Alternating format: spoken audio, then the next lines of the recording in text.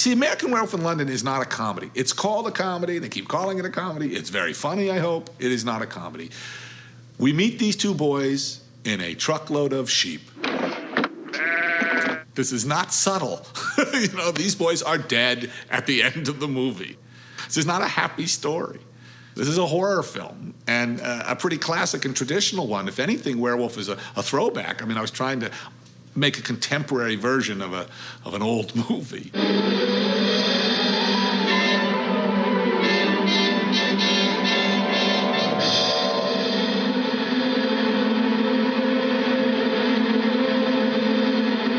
I wrote American Werewolf in London in 1969 when I was in Yugoslavia the former Yugoslavia, on Kelly's Heroes. And I don't know, there was a kind of deliriousness to us guys in Yugoslavia.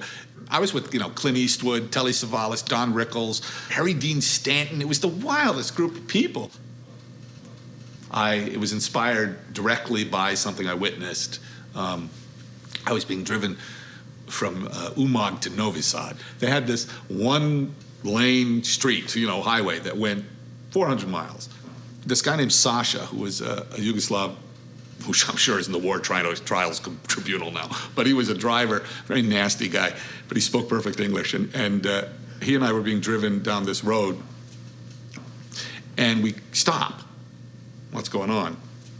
We get out. And there were gypsies, and again, I grew up in L.A. I mean, for me, it's all the back lot. We get out, there are gypsies, and it's like, they're dress extras. They have babushkas. They look like Maria Usmanskaya. They got the jewelry. They're completely dressed. It's like, hey, wardrobe did a great job with these gypsies, So you felt like you were on another planet. You really were removed. It was a crossroads, and they were burying this man. It was a dead guy, wrapped with a canvas, and the canvas was wrapped with garlands of garlic and rosaries. For 1,000 years, we gypsies have buried our dead like that. And they're burying this guy feet first, and deep, and it's a burial, and it's some kind of ritual thing. I couldn't break the custom, even if I wanted to. He's being buried this way so he doesn't get up and cause mischief. And so I'm going, well, hello? What you mean get up like a zombie? Get up like what? And Sasha's going, yeah, he thought it was hysterical. There were about 40 people doing this thing. So we stood there for like 45 minutes watching this thing, and Sasha, meanwhile, has just pissed himself. He's laughing so hard. He thought it was the funniest thing. And I kept thinking, what if he did get up?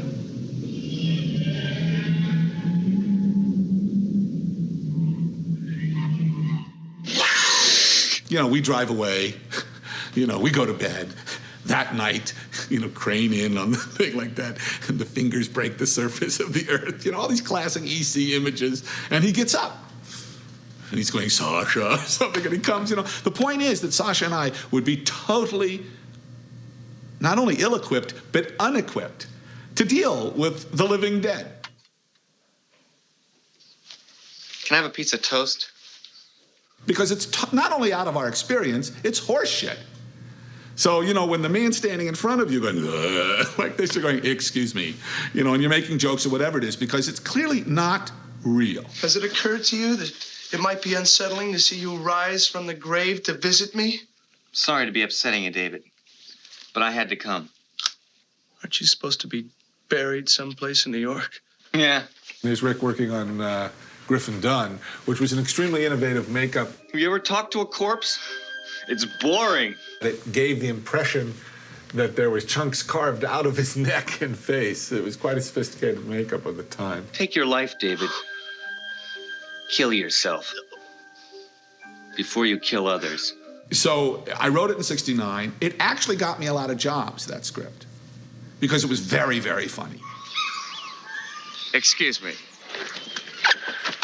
A naked American man stole my balloon.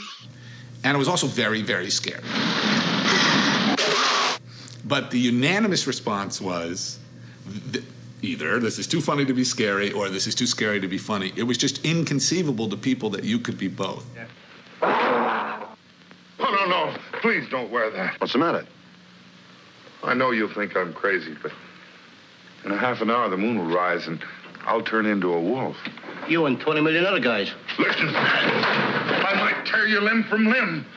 Is that serious? I just felt, of course it could be done. Ah! You're not real. Oh, don't be a putz, David. I took great pleasure in going to see it in theaters because I knew when the big scares were. You really scared me, you shithead. You gonna help me up or what? But my intention was that all the violence should be very realistic. In fact, the first killing, Jack's death on the moors, I wanted it to be as real and horrific as possible. It's extremely unpleasant. And what he's saying is very realistic. He's, you know, he really is screaming in pain and fear.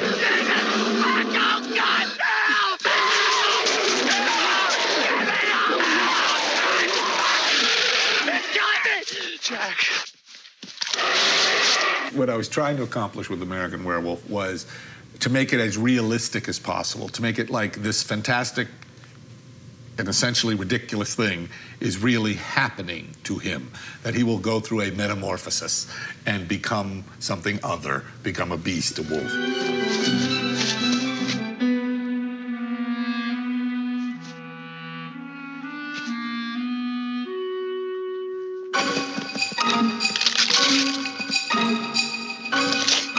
In Werewolf, he's afraid he's losing his mind. And so his dreams have to relate to his own experience, which is why he thinks of his family, where it's safe. And because he's a Jewish American kid who grew up, you know, he was my age at that time, you know, so he grew up with images of the Nazis. All right already.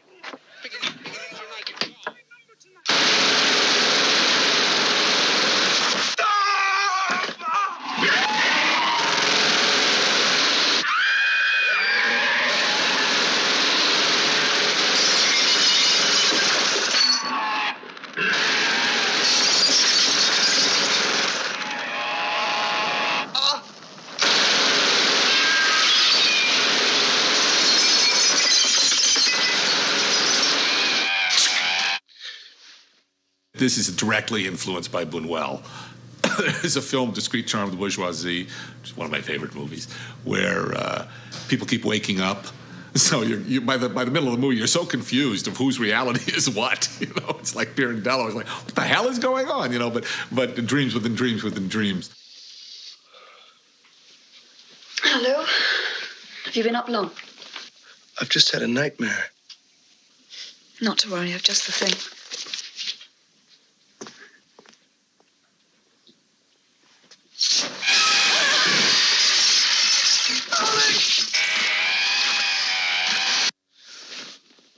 Holy shit. I had, when I wrote it, the idea that I would show the transformation with no cutaways, all on camera. I didn't know how I'd do it, but I intended it in bright, harsh light, you know, and I even had the music picked out then. I wanted Blue Moon.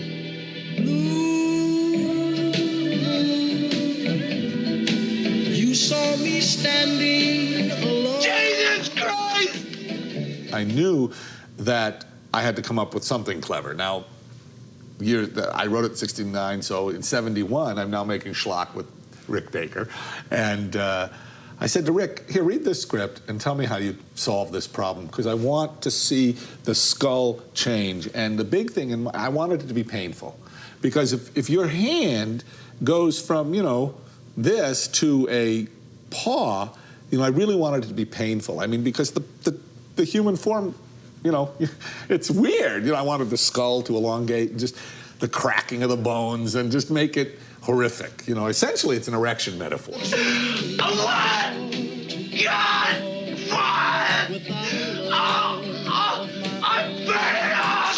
Well, a lot of it has to do with adolescence. You know, I mean, I remember the whole thing of metamorphosis. You know, when your body is changing, that's what puberty is about. You know, you're getting hairy.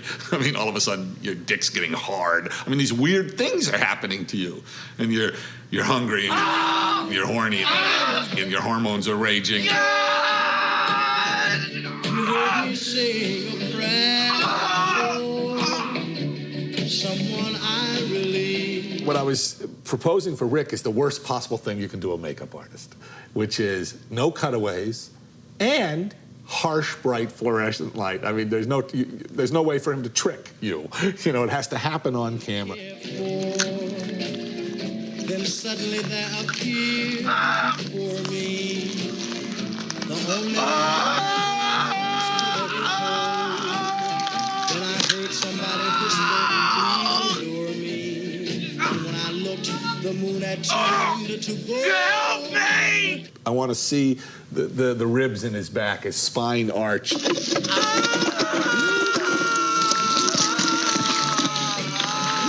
You had to believe it was painful. You had to share his physical agony.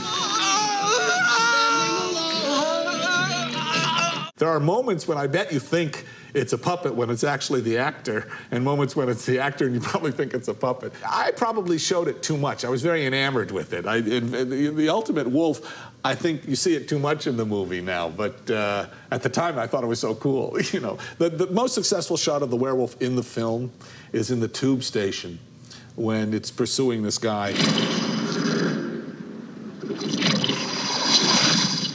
Good Lord.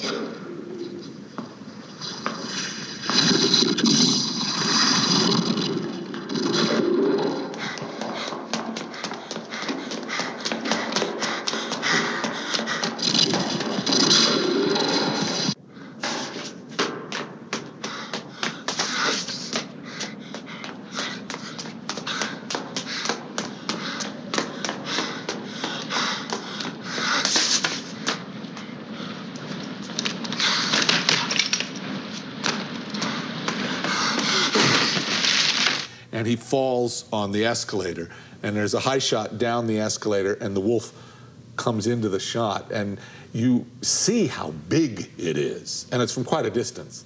So it's the best kind of shot because you see it, but you don't see it.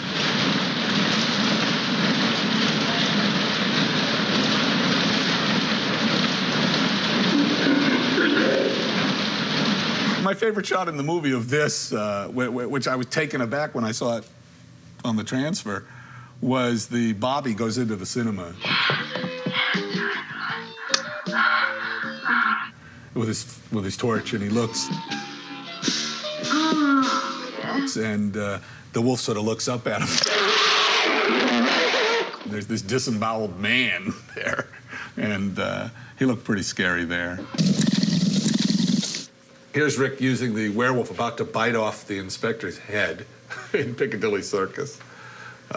Camera would cut this part off.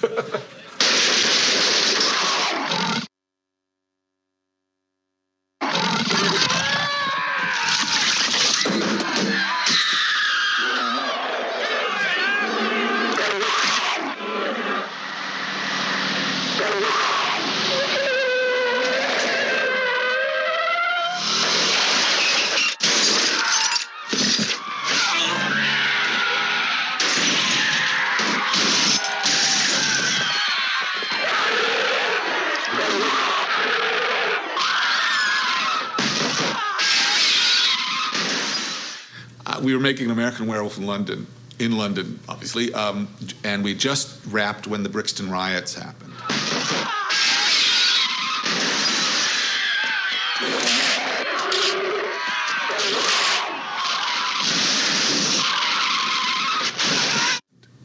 And I remember that Margaret Thatcher blamed it on youthful hooligans, and race was not an issue. I just remember, that's right, Maggie. Sean, those hooligans are in the park again. I love the idea of youthful hooligans. It's like crazy hooligans.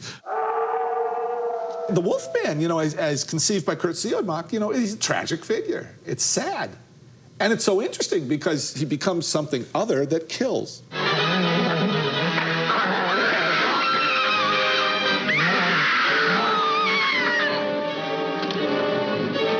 Did you ever see The Wolf Man? Is that the one with Oliver Reed? No, the old one. I don't think so. Bela Lugosi bites Lon Chaney Jr. and he turns into a werewolf. Why are you telling me this? No, listen.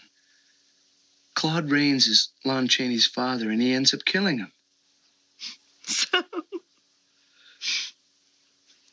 Well, I think that A werewolf can only be killed by someone who loves him.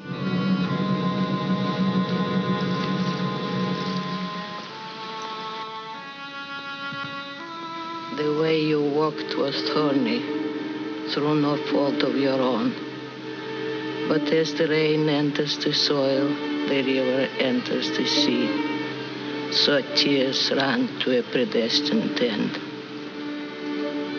Your suffering is over. Now you will find peace for eternity. And you have to realize, I mean, this guy, Larry Talbot, he's one of, for me, this Kurt Siodmak's character, he's one of the great tragic figures. The Wolfman is so sad. You know, he's a guy, he has cancer. Only instead of killing him, he's killing everybody. You know, he spends all 4 movies trying to kill himself. I could hang myself. No. No, if you did it wrong, it could be painful. You'd choke to death. So what? Let him choke. Do you mind? The man's a friend of mine. Well, he ain't no friend to me. Gentlemen, please. The gun! I know where you can get a gun. Don't I need a silver bullet or something? Oh, be serious, would you? Madness. Oh, a gun would be good. Yes, you just put the gun to your forehead and pull the trigger. But if you put it in your mouth, you'd be sure not to miss. Ultimately, the poor werewolf, he's such a schmuck, you know. I mean, there's a wonderful joke, okay? This, to me, defines the werewolf. There's a husband and wife are having an argument in Los Angeles. And finally she says, I'm not arguing with any of you. Forget it. The argument's over. He says, what do you mean? She goes, it's useless, it's pathetic, it's a waste of time. He goes, oh, yeah? She goes, yeah. And you know why? He says, why? She says, because you're a schmuck. He goes, I'm a schmuck. She says, no, you're not a schmuck. You are the schmuck. If the city of Los Angeles needed an official schmuck, you know, to represent the city in a statewide, if California needed the California state, wait a minute, if the United States needed an American schmuck, if there was a U.S. schmuck to represent it at the International Schmuck Olympics, if the world needed a schmuck, if there was a competition for schmuck of the world, you would get second place. He says, well, why would I get second place? She says, because you're a schmuck. And that's what I feel about the Wolfman. The guy cannot win. Aren't you gonna say I told you so? If I were still alive, I probably would. But I did tell you so, you schmuck.